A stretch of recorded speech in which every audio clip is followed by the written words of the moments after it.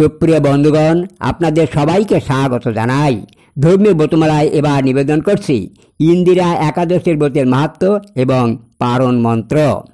আশ্বিন মাসের নাম পদ্মনাভ হয়, রয়েছে বৈষ্ণব তত্ত্বে এর পরিচয়।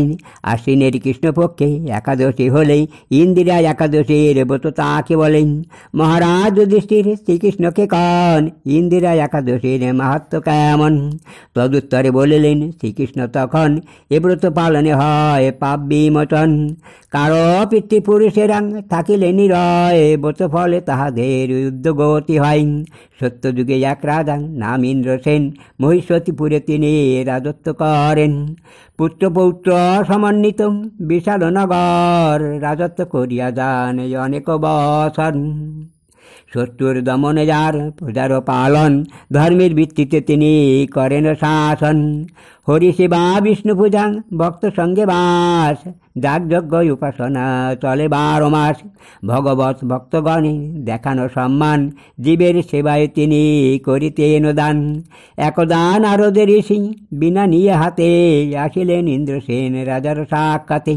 সম্মুখে নারদের ঋষি দেখে ইন্দ্রসেন, দণ্ডবৎ হয়ে তাকে প্রণাম করেন। বসিতে আসনে তাকে করেন প্রদান, তারপর পাদ্যর্ঘ করিলেন দান। উভয়ের কুশলাদি হল বিনিময়, উভয়েই পরিতৃপ্ত হন সে সময়। তারপর ঋষিবর ইন্দ্রসেনে কন, প্রজাবৃন্দ কুশল কি রয়েছে এখন? যাগযজ্ঞ পূজার্চনা ধর্মকর্ম যত, এইসব কাজকর্ম হয় ঠিক মতন। কোন স্থানে ঘটেছে কি কোনো অঘটন, সকলে রয়েছে কি ধর্মকর্মে মন। নারদের কথা শুনে রাজা সে সময় বলিলেন, সব কিছু ঠিক মতো হয়। আপনার অনুগ্রহে সর্বত্র কুশল, যাগযজ্ঞ উপাসনা হয়েছে সফল।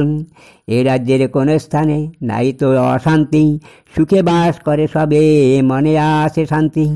রাজ্যের কোথাও কোনো অমঙ্গল নাই, কি কারণে এসেছেন জানাবেন তাই। শুনিয়া রাজার কথা নারদ তখন বলিলেন, স্বর্গমত্ত করেছি ভ্রমণ। ব্রহ্মলোক থেকে আমি বিনা হাতে করে একদিন আসিলাম নরক ভিতরে। যমরাজ যে সময় আমাকে দেখেন, সভক্তিতে করজোড়ে প্রণাম করেন। আমার পূজা বিধান করিয়া তখন আমাকে নরক কুণ্ড করানো দর্শন। ঘুরে ঘুরে জমপুরি দেখার সময় তোমার পিতার সাথে হলো পরিচয়। আমার নিকট তিনি বলেন যেমন, সেই কথা বলিতেছি শোনো দিয়া মন। মহিষতীপুরী আসে পুত্র ইন্দ্রসেন, আমার দশার কথা তাকে জানাবেন। ব্রতভঙ্গ অপরাধ করার কারণ হয়েছে আমার আজ নরকে পতন। আমার পুত্রের পরে আছে খুব আস্থান, আমার উদ্যোগতির করুক ব্যবস্থান। ইন্দিরা একাদশী যদি করে তবে ব্রতের ফলে আমার উদ্যোগতি হবে। নারদের কথা শুনি কন ইন্দ্রসেন, ইন্দিরা একাদশীর বিধান দিবেন।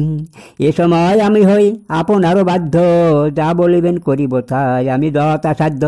তখন নারদের ঋষি ইন্দ্রসেনে কন, আশ্বিনে কৃষ্ণপক্ষের হলে আগমন। দশমীর দিন প্রাতঃ স্নান পরে পিতৃপুরুষ গণের শ্রাদ্ধ যাবে করে।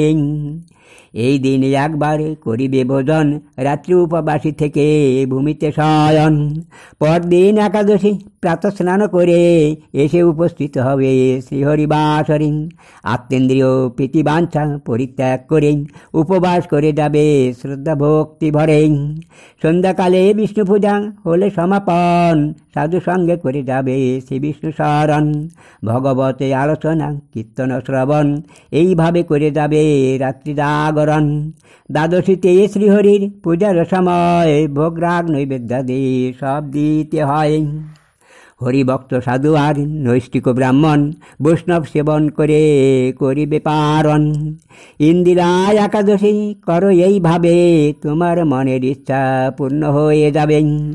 পিতৃপুরুষেরা যদি থাকেন নরকে, ব্রতের প্রভাবে তারা যান বিষ্ণু লোকে। দেবশ্রীর উপদেশে রাজা ইন্দ্রসেন ইন্দিরা একাদশী পালন করেন। ইন্দ্রসেনের জনক ছিলেন নরকে, ব্রতের প্রভাবে তিনি যান বিষ্ণুলোকে। ইন্দ্রসেন বহুদিন রাজত্ব করেন, তারপর রাজ্যপাট পুত্র হস্তে দেন। এই একাদশে ব্রত করিবার ফলে অন্তকালে ইন্দ্রসেন যান স্বর্গে চলেন। এই ব্রতের মাহাত্ম্য শ্রবণে কীর্তনে সর্বপাপ ক্ষয় হয়, শান্তি আসে মনে।